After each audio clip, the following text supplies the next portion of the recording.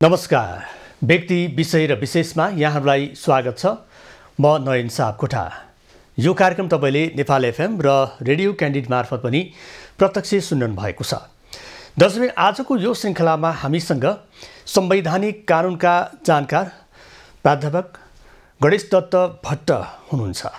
उहाँ सत्य निरूपण तथा मेलमिलाप आयोगका पूर्व अध्यक्ष समेत रहनु भएको छ र आजको यो श्रृङ्खलामा विशेष गरेर देशको पछिल्लो परिवेश, पछिल्लो देशमा देखिएको सङ्केतहरू र आम माफीको नाममा अर्थात् कैद मिनाहाको नाममा जुन मन्त्री परिषदबाट सिफारिस हुने गर्दछ र त्यस पछाडि राष्ट्रपति कार्यालयबाट कैद मिनाहा हुने जुन प्रचलन छ, पछिल्लो पटकको एउटा प्रकरणले यतिखेर चर्चा पाइरहेको छ। त्यो नेपालगञ्जको प्रसङ्ग हो, जहाँ भारती मानन्धर कि श्रीमान चेतन मानन्धरको हत्या अभियोग लागेका र दोषी प्रमाण भइसकेका योगराज ढकाल अर्थात् रिगल विरुद्ध जसरी यो अहिले आमरण अनसन बस्ने कुराहरू आइरहेको छ उनको श्रीमतीबाट र 2072 असार 28 गतेको यो धम्बोजी चोकमा भएको घटना र त्यस पछाडि 2076 सालमा दोषी ठहर गर्दै सर्वोच्च सहित जन्मकैदको सजाय र गएको असोज 3 गते संविधान दिवसको सन्दर्भ पारेर कैद मिनाहा। यो घटनाले के सङ्केत गर्न खोजिरहेको छ त? किन कैद मिनाहालाई यति सस्तो बनाउन खोजियो त? साँच्चीकै राष्ट्रपति कार्यालयबाट भएको जुन कैद मिनाहाको प्रसङ्ग छ, यसमा दोषी नै देखिन्छ त? को दोषी हो? मन्त्री परिषद दोषी हो अथवा राष्ट्रपति कार्यालय दोषी हो अथवा हाम्रो कानुन नै दोषी हो त? आज हामी यी लगायत अन्य परिवेशमा छलफल गर्न गइरहेका छौँ। स्वागत छ यहाँलाई। धन्यवाद नयनजी, धन्यवाद। अब यो जुन यहाँ एउटा चाहिँ कानुनको विद्यार्थी पनि संवैधानिक कानुनको जानकार पनि हुनुहुन्छ होइन, र देशमा चाहिँ एकपछि अर्को गर्दै यो अलिकति राजनीति चाहिँ अपराधीकरणतर्फ चाहिँ उन्मुख भयो कि जस्तो पनि देखिन्छ होइन। हामीसँग सत्य निरूपण तथा मेलमिलाप आयोगले गर्नुपर्ने कामहरू धेरै थियो, त्यहाँ रहेर तपाईँले लामो कार्य गरेको अनुभव पनि रह्यो र अहिले यस्तो घटनाहरू देखा परिरहेको छ। यसलाई चाहिँ हामीले कसरी लिने? नयनजी, तपाईँले बडो राम्रो स्टार्टिङ गर्नुभयो। जसो के हुन्छ नि, अपराधीलाई राजनीतिले संरक्षण दिनु हुँदैन हेर्नुहोस्, र राजनीतिको अपराधीकरण पनि हुनु हुँदैन। यसमा धेरै व्याख्या जरुरी छैन तपाईँको। हामी रुल अफ लमा आधारित राज्य चाहिँ के छ निर्माण गर्ने हो, राज्यको स्थापना गर्ने हो भनेदेखि कुनै पनि अपराधीले राजनीतिक संरक्षण पाउनु हुँदैन र राजनीतिको तपाईँको के हुन्छ भने चाहिँ तपाईँको अपराधीकरण हुनु हुँदैन। अब यो भित्र धेरै चिज पर्छन्। मुख्यतया मुलुक सञ्चालन गर्ने व्यक्तिहरूले यस कुराको चाहिँ मर्मलाई चाहिँ ध्यानमा राखिदिनुपर्छ। जहाँसम्म तपाईँले स्टार्टिङ गर्नुभयो, म तपाईँलाई भनौँ, यो संविधानको धारा 276 र मुलुकी फौजदारी चाहिने संहिताको दफा चाहिँ 159 र ज्येष्ठ नागरिक ऐनको दफा 12 लाई आधार मानेर मन्त्री परिषदले गत असार 29 गते 670 जनाको चाहिँ के छ कैद मिनाहा र 34 जनालाई चाहिँ सजाय चाहिँ माफ दिन भनेर राष्ट्रपति समक्ष सिफारिस गर्यो। कुरा त्यही हो तपाईँको होइन। जसमध्ये 50% सजाय भुक्तान गरेका 667 र ज्येष्ठ नागरिक 3 जनाले संविधान दिवसको अवसरमा चाहिँ सजाय मिना पाए। तर चाहिँ के छ अरू जो 34 जना जसलाई सजाय माफ गरियोस् भनेर चाहिँ सिफारिस गरिएको थियो, त्यसलाई राष्ट्रपतिको कार्यालयले अगाडि बढाएन। कुरा भने यति हो तपाईँको। अब त्यसमै कुन कहाँ के पर्यो हामी आफै बुझ्न सक्छौँ। म घटना विशेषमा चाहिँ जाँदिनँ। यसलाई चाहिँ अलिकति क्लियरली हेर्न लागि हाम्रो संविधानको व्यवस्था हेर्नुपर्ने हुन्छ। हाम्रो संविधानले कुन प्रकारको राष्ट्रपतिको परिकल्पना गरेको छ, व्यवस्था गरेको छ, त्यो चिज हामीले हेऱ्यौँ भनेदेखि यसमा राष्ट्रपति कति जिम्मेवार छन्, सरकार कति जिम्मेवार छ, आफै चाहिँ क्लियर हुन्छ। जसो हाम्रो संविधानको धारा 61 हामीले हेऱ्यौँ भनेदेखि मलाई तथ्यमै उभिएर चाहिँ बोल्न राम्रो हुन्छ। व्यवस्था के छ? व्यवस्था के छ? संविधानको धारा 61 को 1 ले के भन्छ भने चाहिँ नेपालमा एक राष्ट्रपति रहनेछ। 2 ले के भन्छ भने चाहिँ राष्ट्रपति नेपालको राष्ट्राध्यक्ष हुनेछ। निजले यस संविधान र संघीय कानुन बमोजिम आफ्नो कार्य सम्पादन गर्नेछ। 3 ले के भन्छ भने चाहिँ राष्ट्रपतिले नेपालको राष्ट्रिय एकताको प्रवर्धन गर्ने छ, नेशनल युनिटी भन्छ तपाईँको हैन। र राष्ट्रपति संविधानको संरक्षक पनि हो हेर्नुस् तपाईँको। अर्को के छ भने चाहिँ संविधानको पालना र संरक्षण गर्नु राष्ट्रपतिको प्रथम चाहिने कर्तव्य हो। भनेपछि यो संविधानको पनि राष्ट्रिय एकताको प्रतीक पनि हो, यो संविधानको चाहिने संरक्षककर्ता पनि राष्ट्रपति हो भन्छ। यो सैद्धान्तिक कुरा भयो। धारा 66ले यो तपाईँको चाहिँ संविधानको नेपालको संविधानको धारा 66ले राष्ट्रपतिको काम कर्तव्य अधिकारको बारेमा क्लियरली कुरा गरेको छ तपाईँको है। यो सबै चिज हेर्दाखेरि हामीले संवैधानिक राष्ट्रपतिको व्यवस्थालाई आत्मसात गरेका छौँ। नैनजी हजुर, महत्त्वपूर्ण व्यवस्था यहीँनिर छ तपाईँको। धारा 66 को उपधारा 1 ले के भन्छ भनेपछि राष्ट्रपतिले यो संविधान वा सङ्घीय कानुन बमोजिम निजलाई प्राप्त अधिकारको प्रयोग र कर्तव्यको पालना गर्नेछ भनेछ। यो संविधान र सङ्घीय कानुनभन्दा बाहिर चाहिँ राष्ट्रपतिको भूमिका सक्दैन है।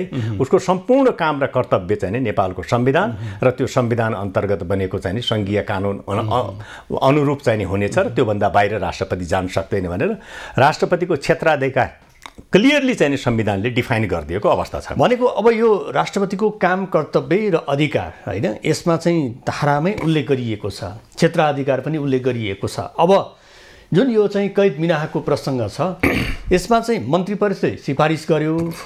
अब त्यहाँबाट आइसके पछाडि चाहिँ मैले गर्नुपर्ने बाध्यतै छ भनेर यो खालको जवाब उपयुक्त हो कि होइन त? म राष्ट्रपति यसैमा चाहिँ नैजीमा भन्न चाहन्छु, हामीले धारा 66 को 1 को कुरा गऱ्यौँ। धारा 66 को चाहिँ 2 ले क्लियर चाहिँ डिफाइन गरिदिएको छ क्लियरली। यसमा के भन्छ भनेपछि उपधारा जुन अघि हामीले पढेर सुनाइसक्यौँ, उपधारा 1 बमोजिम अधिकारको प्रयोग वा कर्तव्यको पालना गर्दा यो संविधान वा सङ्घीय कानुन बमोजिम कुनै निकाय वा पदाधिकारीको सिफारिसमा गरिने भनी किटानी साथ व्यवस्था भएको बाहेक, यहाँ के भन्छ भनेपछि कुनै निकाय है यो संविधान वा सङ्घीय कानुन बमोजिम कुनै निकाय वा पदाधिकारीको सिफारिसमा गरिने भनी किटानी साथ व्यवस्था भएको कार्य बाहेक राष्ट्रपतिबाट सम्पादन गर्ने अन्य जुनसुकै कार्य मन्त्री परिषदको सिफारिस र सम्मतिबाट हुनेछ। त्यस्तो सिफारिस र चाहिँ सम्मति प्रधानमन्त्रीबाट पेश हुनेछ भनिन्छ। यसले के भन्छ भनेदेखि राष्ट्रपतिले आफै केही पनि गर्न सक्दैन है। ऊ प्राइम मिनिस्टरको चाहिँ एड एन्ड एडभाइसमा चाहिँ चल्ने हो तपाईँको है। यसले सिधै के भन्छ भनेदेखि चाहिँ राष्ट्रपतिबाट सम्पादन गरिने अन्य जुनसुकै कार्य मन्त्री परिषदको सिफारिस र सम्मतिबाट हुनेछ। त्यस्तो सिफारिस र सम्मति प्रधानमन्त्री मार्फत चाहिँ के छ भने व्यक्त हुनेछ भने। अब यसलाई हामीले यसरी बुझ्यौँ, जुन मन्त्री परिषदबाट अथवा प्रधानमन्त्रीबाट सिफारिस भयो, त्यो सिफारिसलाई चाहिँ राष्ट्रपतिले म गर्दिनँ, मेरोबाट हुँदैन भन्न पाइने अधिकार चाहिँ राष्ट्रपतिको काम कर्तव्य अधिकारभित्र पर्दैन। उसो भए मलाई यहाँनिर अलिकता सैद्धान्तिक कुरा पनि गर्दाखेरि बेटर होला जस्तो हो। जस्तो बेलायतमा के भनिन्छ भनेदेखि बेलायतमा पनि चाहिँ के छ भने मन्त्री परिषदको प्रधानमन्त्रीको एड एन्ड एडभाइसमा चाहिँ त्यहाँ कन्स्टिट्युसनल मोनार्कीले काम गर्छ, तपाईँको महारानीले काम गर्छिन् होइन।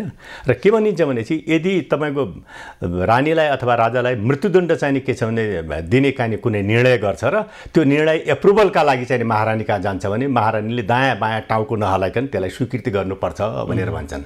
करिब करिब हामीले पनि संसदीय शासन व्यवस्था अवलम्बन गरेको कारणले गर्दाखेरि हाम्रो राष्ट्रपति खालि जनताबाट निर्वाचित चाहिँ के छ भनेदेखि तपाईँको चाहिँ के हुन्छ जनताको छोरो हो, तपाईँको हेड अफ द स्टेट। हामी कहाँ पनि त्यो संविधानले के गर्यो भनेदेखि ठिक्क त्यही तपाईँको संसदीय शासन व्यवस्थाको मर्म अनुसार चाहिँ राष्ट्रपति प्रधानमन्त्रीको चाहिँ सिफारिस र सम्मतिमा चल्ने व्यवस्था गर्यो। अब राष्ट्रपति पनि मान्छे हेर्नुहोस् तपाईँको होइन, कहिलेकाहीँ कमी कमजोरी हुन सक्छन् तपाईँको। र यसमा के छ भनेदेखि भनेपछि यदि राष्ट्रपतिबाट सैद्धान्तिक रूपमा म कुरा गर्दैछु, राष्ट्रपतिबाट कुनै कमजोरी भयो, कहिलेकाहीँ गल्ती भइहाल्यो चाहँदै भनेपछि त्यसको जस र अबजसको भागी चाहिँ के हुन्छ नि त्यसको रिस्पोन्सिबिलिटी प्राइम मिनिस्टरले लिन सक्नुपर्छ। त्यो आँट हुनुपर्दछ होइन। यहाँ त एकले अर्कोलाई चाहिँ पन्छाउने परिपाटी त छ नि। मन्त्री परिषदले मैले त सिफारिस गरिदिए हो, राष्ट्रपति कार्यालयले त्यसमा चाहिँ मिनाहा गरिदिए हो। अब राष्ट्रपति कार्यालयबाट के आउँछ, मन्त्री परिषद सिफारिस गरिसके पछाडि मेरो त कुनै यसमा तलमाथि गर्ने मेरो भूमिकै रहँदैन, मैले त आँखा चिम्लेरै यसमा चाहिँ सही छाप गरिदिनुपर्छ भन्ने जस्तो देखियो होइन। अब यसमा चाहिँ हामीले यो कैद मिनाहा सम्बन्धी कानुनलाई हेर्ने हो भने जुन यो प्रश्न अहिले उठान भइरहेको छ, त्यो प्रश्न उठान गर्नु नै बेकार हो त। उसो भए कानुनले दिएको अधिकार प्रयोग गरेर कसैलाई कैद मिनाहा गरिन्छ भने त्यसमा किन टाउको दुखाइ भन्न पाइन्छ? यसमा दुईवटा चिज हेरिदिनु पर्छ। हेर्नुहोस्, म एउटा चिज अर्को त्यहाँ भनिहाल्नु, त्यसपछि म त्यसमा आउँछु।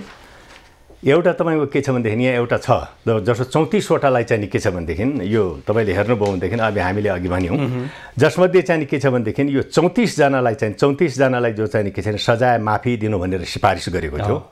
270 जनालाई गर्यो तपाईँको हेर्नुहोस् होइन कैद मिनाहा चाहिने गर्यो 50% कैद चाहिने गर्यो अनि 34 जनालाई चाहिँ सजाय माफी दिनु भनेर जो सिफारिस गरेको थियो त्यसले अहिले राष्ट्रपतिले अगाडि बढाएन भनेको मन्त्री परिषदबाट सिफारिस आएको कुरालाई पनि राष्ट्रपतिले के कुरालाई अगाडि बढाएन हो यहाँ त दोहोरो भूमिका देखियो नि त हैन त्यहाँनिर यहीँनिर तपाईँ म भन्न चाहन्छु राष्ट्रपतिले पनि कहिलेकाहीँ के हुन्छ भने आफ्नो कन्साइन्स हुन्छ नि तपाईँको है त्यो कन्साइन्स चाहिँ प्रयोग गर्छ हेर्नु राष्ट्रपतिलाई संविधानले के भनेको छ भनेदेखि संविधान र सङ्घीय कानुन अनुसार तिमी काम गर भनेको छ संविधान र कानुन अनुसार काम गर्ने भनेको letter and spirit of the constitution हो तपाईँको अक्षर र भावनामा पनि काम गर्ने हो तपाईँको राष्ट्रपतिलाई कहिलेकाहीँ के लाग्यो भने चाहिँ मन्त्री परिषदले सिफारिस गर्यो मन्त्री परिषदबाट प्रधानमन्त्रीका धेरै कम्पल्सनहरू हुन्छन् बाध्यताहरू हुन्छन् होइन राष्ट्र प्रधानमन्त्री भने त्यो पदमा पुगेपछि मात्रै त्यसको राप र ताप चाहिँ थाहा हुन्छ तपाईँको होइन हुन्छ कहिलेकाहीँ उसले धेरै किसिमका बाध्यतामा पनि चाहिँ के छ भनेदेखि सिफारिस गरेको छ भनेदेखि त्यो आफ्नो कन्साइन्स प्रयोग गरिकन तपाईँको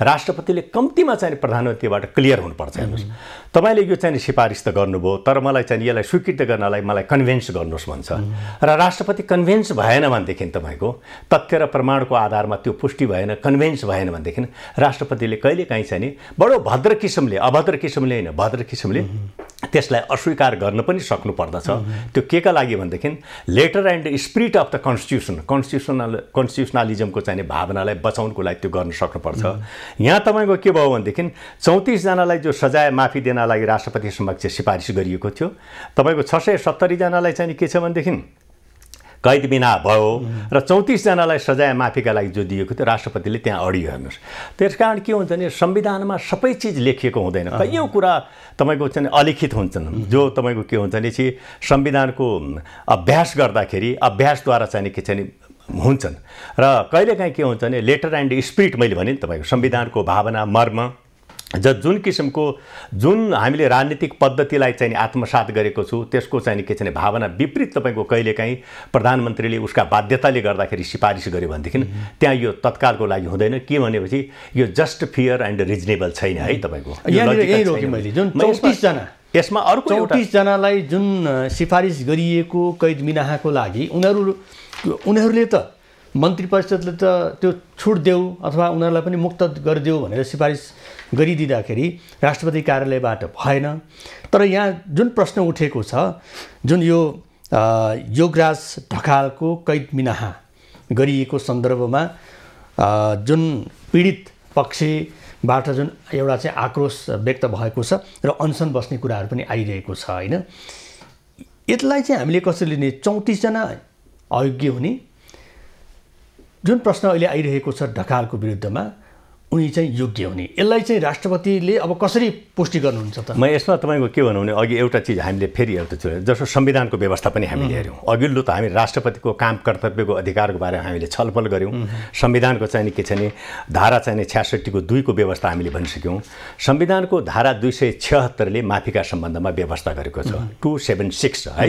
200 यसमा के भन्छ भनेपछि राष्ट्रपतिले कुनै अदालत न्यायिक वा अर्धन्यायिक निकाय वा प्रशासनिक पदाधिकारी वा निकायले गरेको सजायलाई कानुन बमोजिम माफी मुल्तवी परिवर्तन वा कम गर्न सक्ने छ भनेर यो अधिकार चाहिँ नि दियो हेर्नुहोस् तपाईँको राष्ट्रपतिलाई यो अधिकार छ त राष्ट्रपतिले त्यो अधिकारको प्रयोग भने के हो भनेदेखि भनेपछि प्रधानमन्त्रीको सल्लाह र सिफारिसमा चाहिँ यो गर्ने हो तपाईँको त्यसकारण चाहिँ राष्ट्रपतिबाट कहिलेकाहीँ कमी कमजोरी नै हुँदैन भन्ने होइन तपाईँको हेर्नुहोस् राष्ट्रपतिबाट कमी कमजोरी हुन सक्छन् तर त्यसको जस र अपजसको चाहिँ राम्रो कामको पनि जस लिनुपर्छ नराम्रो कामको अपजस लिने त्यो आँट चाहिँ के चाहिँ प्राइम मिनिस्टरमा हुनुपर्छ र त्यो चाहिँ अब अहिले जुन किसिमको जुन समस्या आइरहेछ तपाईँको होइन र त्यसलाई चाहिँ सम्बोधन गर्ने काम मलाई के लाग्छ भने मैले सुरुमा भनेँ नि तपाईँको हाम्रो संवैधानिक चाहिँ राष्ट्रपतिको व्यवस्था हाम्रो संविधानले गरेको छ हेर्नुहोस् तपाईँको हाम्रो संविधानले के भन्छ भनेपछि क्याबिनेटको एड एन्ड एडभाइसमा मन्त्री परिषदको सल्लाह र सम्मतिमा अथवा प्रधानमन्त्रीको सल्लाह र सम्मतिमा सञ्चार माने आफ्नो काम र कर्तव्य गर्ने राष्ट्रपतिको परिकल्पना व्यवस्था हाम्रो संविधानले गरेको छ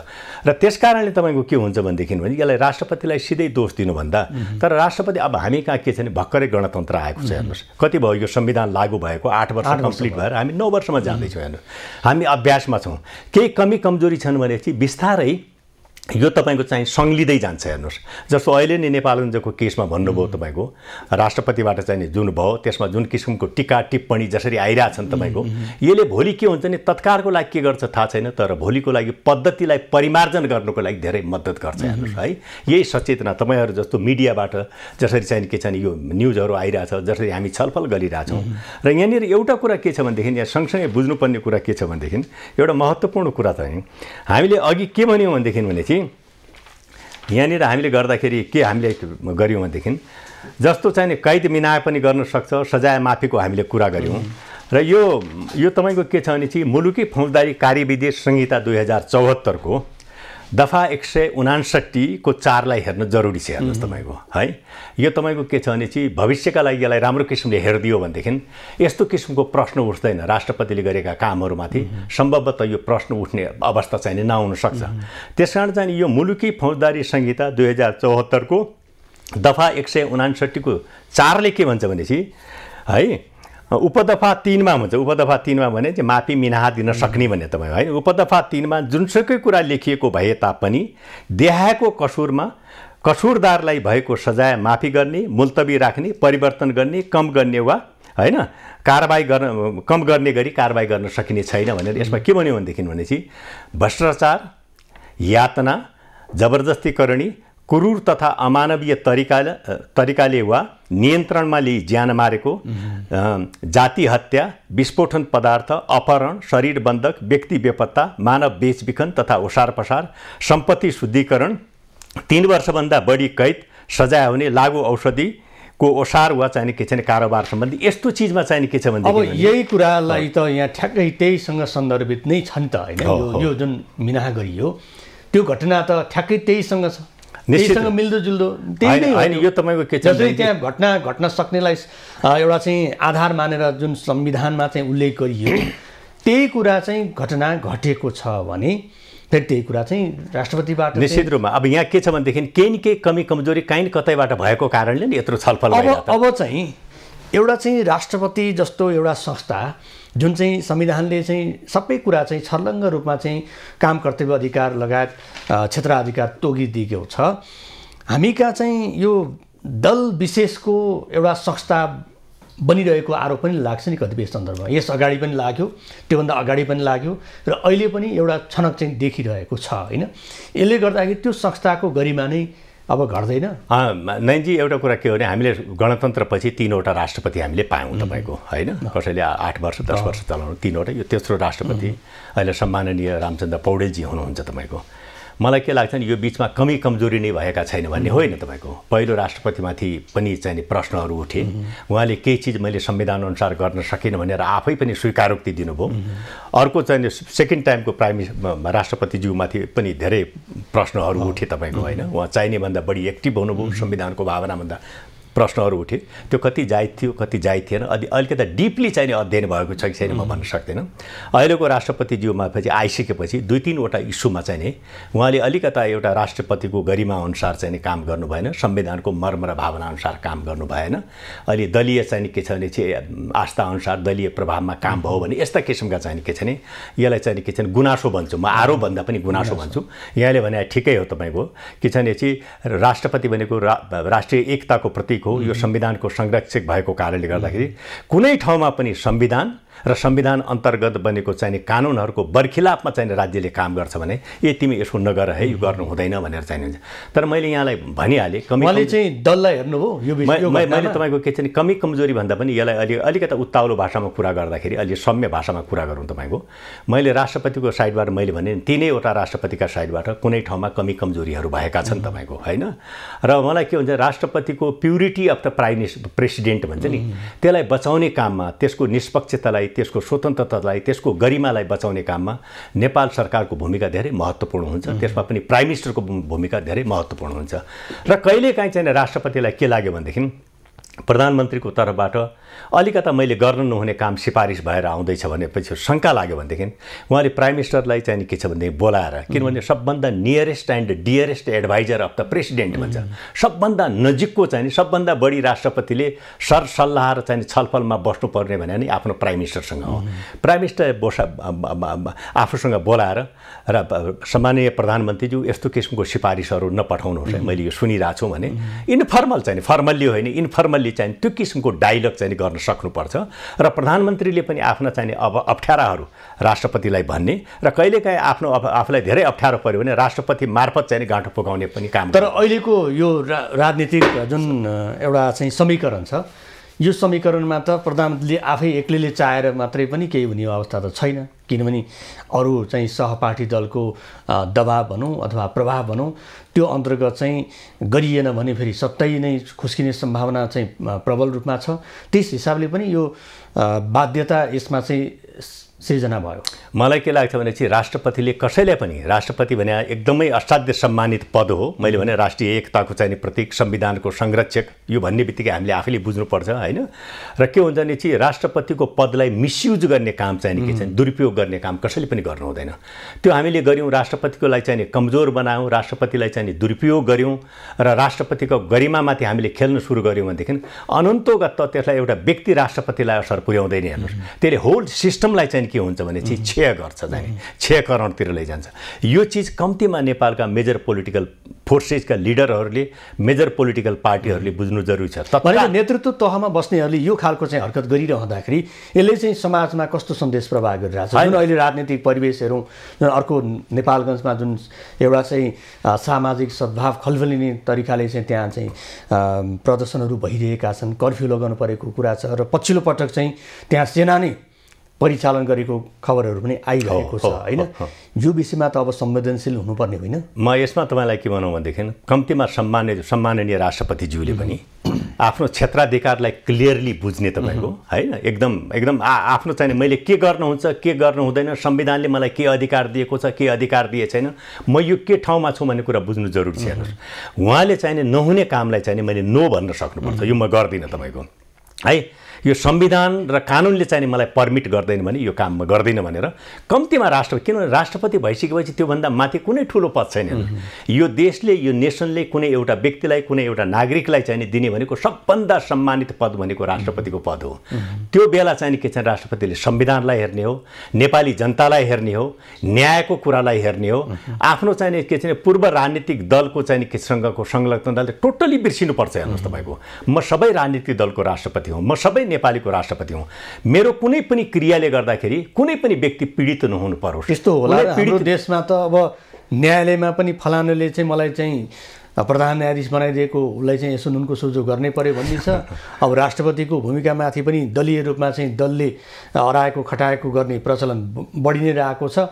सभामुख हेर्ने हो भने पनि त्यही अन्तर्गत कहिले चाहिँ के अड्काइदिने, कहिले के अड्काइदिने, कहिले बैठकै नडाक्दिने, यस्तो अवस्था त हामीले छर्लङ्ग रूपमा देखिरहेछौँ होइन नयनजी। यो परिवेशले चाहिँ देश कता जान्छ त? अब नयनजी, तपाईँले भन्नुभएको एकदमै सही कुरा हो। त्यसैले त हामी 10 वर्षमा संविधान चेन्ज गरिरहेछौँ नि, दुर्भाग्य तपाईँको। अब आउँदै 2 वर्षपछि फेरि अब तपाईँ भन्नु यही किसिमको पारा जुन किसिमले हामीले राज्य सञ्चालन अहिले गरिरहेछौँ, जुन किसिमको चाहिँ के छ भनेदेखि एउटा मेच्युरिटी हुन्छ नि तपाईँको होइन, परिपक्वता हामीले देखाउन सकिरहेको छैनौँ, जुन किसिमको संयमितता भन्छ नि तपाईँको होइन, त्यो संयमितता हामीमा छैन। हामी फेरि कता कता नजाने किसिमले यही कन्टिन्यू हुने हो भने फेरि दुर्घटनामा जान सक्छौँ नि। एउटा के भनिन्छ भनेदेखि हेर्नु, संविधान त आफैमा केही पनि होइन नि, यो एउटा अक्षरहरू हुन् संविधान भनेको। तपाईँको संविधानको प्रभावकारी कार्यान्वयन त्यस अवस्थामा हुन्छ जब संविधानको प्रभावकारी कार्यान्वयनको जिम्मेवारीमा बसेका निकाय र चाहिँ के छ भने व्यक्तिहरूले इमान्दारीका साथ चाहिँ काम गर्दैनन्, संविधानले प्रभावकारी चाहिँ नतिजा दिँदैन। हामी कहाँ भएको के हो भने 2047 सालको संविधान पनि असल संविधान थियो। यो संविधान पनि अहिले हेर्नुभयो भनेदेखि 31वटा मौलिक अधिकार सम्बन्धी व्यवस्था यसले गरेको छ। त्यो भन्ने बित्तिकै यो संविधान कति राम्रो छ भने आफै बुझ्नु, यसले जनतालाई टोटल इम्पावर गर्ने चाहिँ काम गरेको छ। तर संविधान एकदमै राम्रो बन्यो तर देश चाहिँ झन्झन दुर्गतितर्फ। तपाईँले भने त्यही हो नि, त्यो कारण के हो भनेदेखि भने चाहिँ हुन त अब देशमा केही पनि भएको छैन भनेर त म भन्ने पक्षमा छैन, किनभने मेरै आफ्नो जीवनकालमा 34-35 वर्षको मेरो करियरमा तपाईँको तपाईँ हेर्नुहोस् धनगढीबाट चाहिँ नि म काठमाडौँ पढ्न आउँदाखेरि 4 दिन लगाएर आउँथेँ र जुन किसिमको त्यो बेलाको परिवेश मैले आफूले देखाएको छु अहिले धेरै ठुलो आमूल परिवर्तन चाहिँ नि भएको छ, धेरै ठुलो चेन्जेस नआएको होइन हेर्नुहोस् तपाईँको। तर के छ भने चाहिँ संसार जसरी अगाडि बढिरहेछ त्यसरी हामी अगाडि बढ्न सकेनौँ। यहाँनिर के हो भनेदेखि भने चाहिँ निश्चित रूपमा तपाईँको जबसम्म राजनीतिक दल राज्य सञ्चालनको चाहिँ विभिन्न निकाय र तहमा बसेका मान्छेहरू, त्यसमा पनि सबभन्दा बढी प्राइम मिनिस्टर हेर्नुहोस्, असाध्य जनताका प्रति जिम्मेवार हुँदैन, संविधान र कानुनभन्दा म बाहिर गएर काम गर्दिनँ र जनतालाई हामीले डेलिभरी दिनुपर्छ, हामी जनताको चाहिँ सेवक हौँ भन्ने भावनामा जब चाहिँ हुन्छ तपाईँको काम गर्नुहुन्न नि तपाईँको यो सिस्टमले वर्कै गर्दैन। हामी कहाँ भएकै यही हो तपाईँको हेर्नुहोस् है, सिस्टमको केही दोष छैन, संविधानको केही दोष छैन। म त के भन्छु भनेपछि 2004 सालमा जारी गरेको पद्म शमशेरको संविधानलाई इमान्दारीका साथ काम गरिदिएको भए आज यो 7औं संविधान बनाउनै पर्दैन थियो तपाईँको। बेलायतमा त संविधानै छैन नि तपाईँको। जापानमा हेर्नुहोस् एउटा मेकार्थर कन्स्टिट्युसन छ तपाईँको हेर्नुहोस् है, त्यो अरूले कसैले दिएको संविधान। संसारमा धेरै के हुन्छ भने चाहिँ मेन कुरा के छ भने चाहिँ संविधानलाई कार्यान्वयनमा लैजाने जिम्मेवारीमा भएका व्यक्तिहरूको अहम भूमिका हुन्छ। हामी कहाँ के भयो भनेदेखि भने चाहिँ म संविधानभन्दा माथि हुँ है, मलाई कानुन लागू हुँदैन तपाईँको, मेरा लागि कानुन होइन, संविधान मेरा लागि संविधान होइन। म एकचोटि जनताबाट चुनिएर आएपछि म जनताका प्रति उत्तरदायी हुनु पर्दैन भन्ने जुन मानसिकता छ नि तपाईँ, शासकको मानसिकता छ नि तपाईँको, यो सबभन्दा ठुलो दुर्भाग्यपूर्ण स्थिति हो।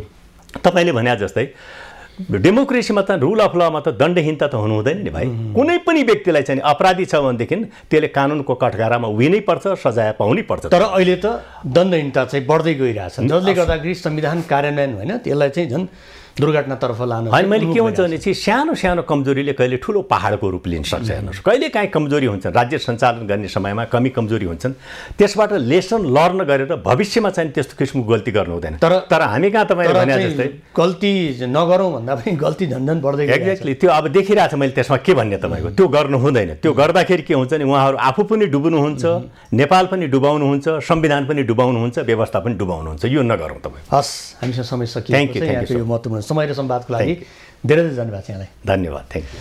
दर्शकबिन, उहाँ हुनुहुन्थ्यो संवैधानिक कानुनका जानकार प्राध्यापक गणेश दत्त भट्ट। देशको पछिल्लो राजनीतिक परिवेशले निम्त्याएको अवस्था, जुन संविधानमा व्यवस्था गरे अनुरूपको काम गर्नुपर्ने दायित्वबाट किन दलहरू विमुख भइरहेछन् अथवा संस्थाहरू विमुख भइरहेछन् र यसले गर्दाखेरि देश मात्र डुब्ने होइन, हाम्रो समाज पनि डुब्न सक्छ र यसलाई बचाउनको लागि अहिलेबाट नै सबैले प्रयास गर्नुपर्ने देखिएको छ। आजको समय सकिएको छ। खबरभित्रको खबरको लागि हेर्दै रहनुहोला एबी न्युज खबर। नमस्कार।